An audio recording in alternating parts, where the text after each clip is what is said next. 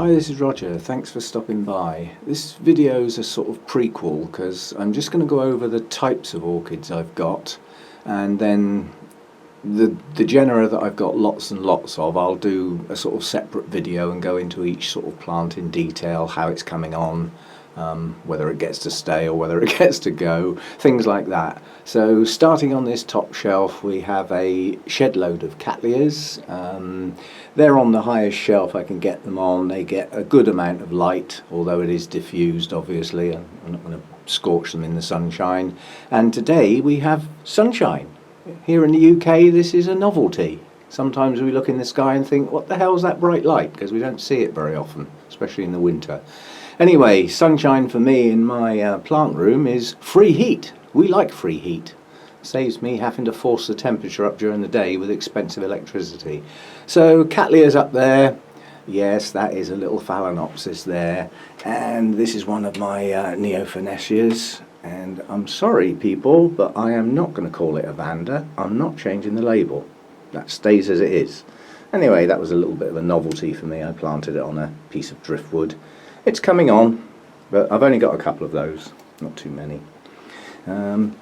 Lurking up the back there is a Maxillaria tenuifolia, the so-called coconut-scented one. And although mine flowers, it doesn't smell of coconuts. Maybe this year, we shall see. Up here are my most of my nobiles. We've had a look at some of those before because they were actually in flower. My Dendrobium collection is vast. I have enough to probably do a 20-minute video just on some of them. But anyway, they live up there in the light and where I can see the flowers while they're there. Okay, that prima donna is doing so well this year. Love it.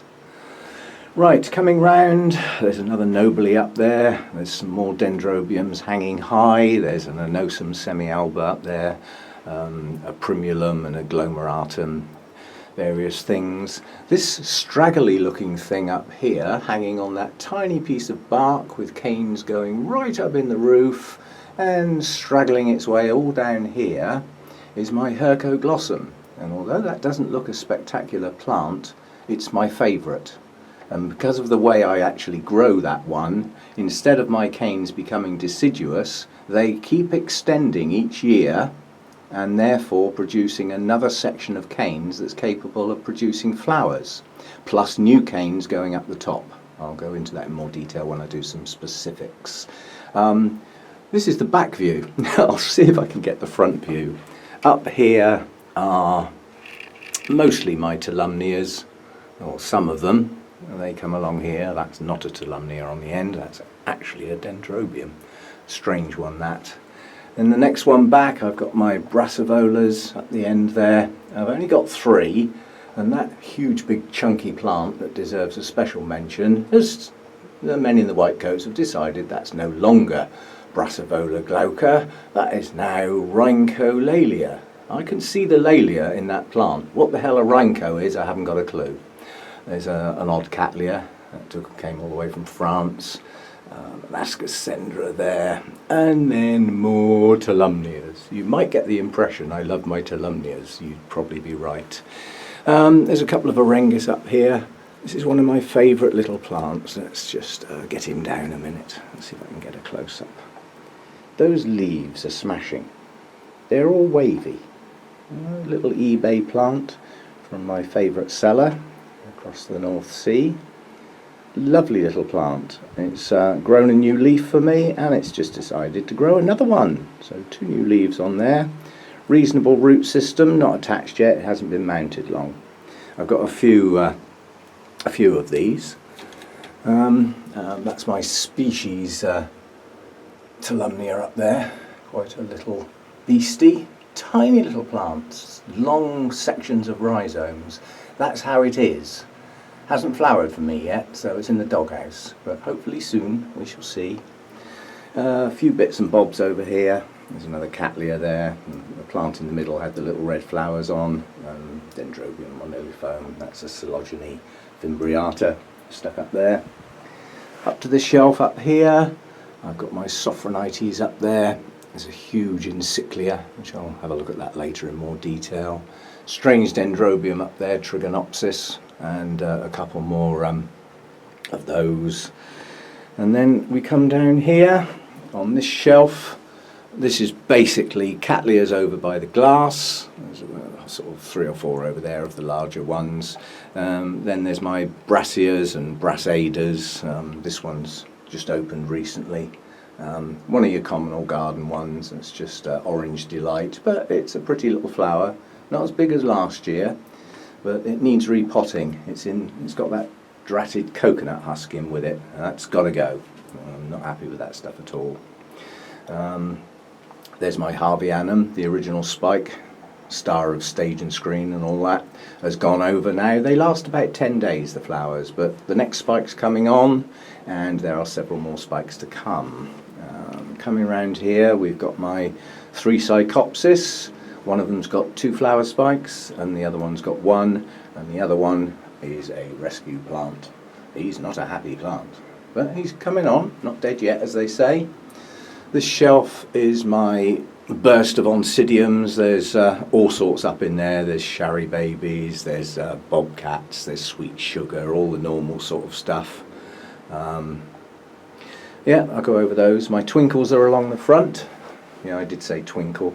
That one's going to flower soon, and that one's called Tiny Twinkle. If you thought Twinkles were small, this one is tiny, but it's got lots of little spikes on.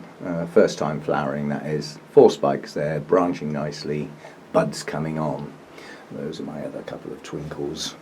Coming down here, right up the back there, are my not very happy paphiopedilums. I don't seem to do too well with those. I haven't got many. They're not my favourite plants in as much as they're slow growing. They're almost tediously slow growing. But when they do flower, the flowers are smashing and they last for months. So I tolerate those. Down here is something that shouldn't exist at all in my environment. This is a mass of Masdevallias. I will go over them individually because they shouldn't even grow in here really. It's too warm for them. But is that a good plant? I think so. And I've got some like that. Okay, go over those in more detail.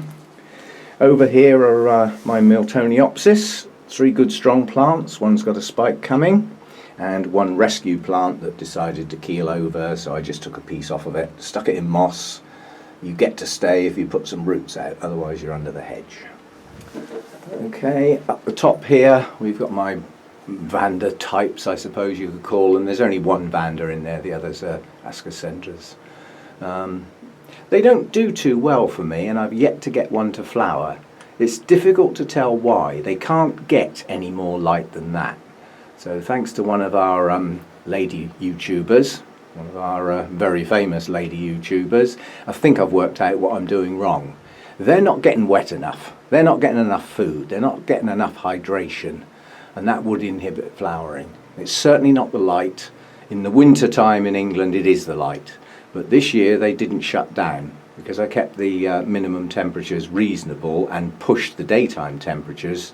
The roots haven't sealed over like they would normally do, so the growing tips have stayed green. So we live in hope for this year.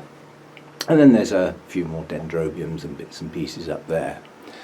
So basically this video is just a taster. It's just the type of plants that I've got, and the idea is that I'll then move on and do sort of a more detailed Dendrobium type video going into each individual plant. It'll take a bit of fiddling around because they're all over the place, and it takes time to get them all like in a line so that I can pick them up one at a time and have a chat about that one and blah blah blah. But I'll see what I can do. Okay? Right. Thanks for watching. If you've got sunshine where you are, enjoy it. We don't see much of it over here. And I'll see you next time. Thanks for dropping by.